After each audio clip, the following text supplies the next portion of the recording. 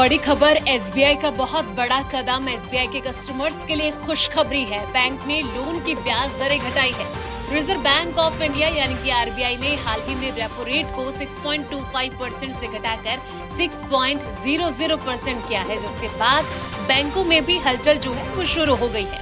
इसी के तहत देश के सबसे बड़े bank state bank of India ने रेपो रेट की कटौती का फायदा कस्टमर्स को देते हुए अपनी RLLR यानी कि रेपो लिंक्ड लोन या लेंडिंग रेट की दरों में 0.25% की कटौती की है। इस बदलाव के बाद अब बैंक की RLLR घटकर 8.25% पर आ गई है। इस फैसले का सीधा फायदा एसबीआई के मौजूदा और नए दोनों तरह के लोन लेने वालों को मिलेगा, चाहे होम लोन हो, पर्सनल लोन हो या फिर ऑटो लोन। अब इन पर ब्याज दर जो है वो थोड़ा कम हो जाएगा, यानी कि ईएमआई में राहत मिल सकती है। एसबीआई ने external benchmark based lending rate यानी कि EBLR को 0.25% घटाकर 8.65% कर दिया है।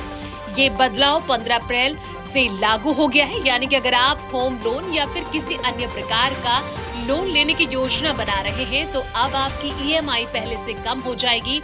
ये कटौती ऐसे समय में की गई है जब आरबीआई ने लगातार दूसरी बार रेपो रेट में 0.25% की कटौती की है। जाहिर है कि एसबीआई ने आरबीआई के इस फैसले को ग्राहकों तक राहत के रूप में पहुंचाया है। जहां एक और एसबीआई ने लोन सस्ता करते हुए कस्टमर्स को तोहफा दिया, वहीं दूसरी ओर फिक्स्ड डिपॉजिट की ब्याज दरों में 0.10% से लेकर 0.25% की कटौती भी की गई है।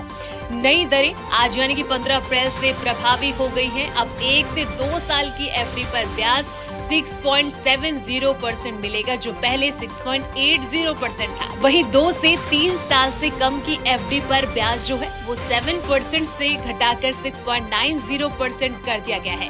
तो जिस तरीके से ये बड़ी राहत कस्टमर्स को दी गई है, ऐसे में कहीं ना कहीं बाकी बैंकों के द्वारा भी ये बड़ा कदम उठाया जा रहा है।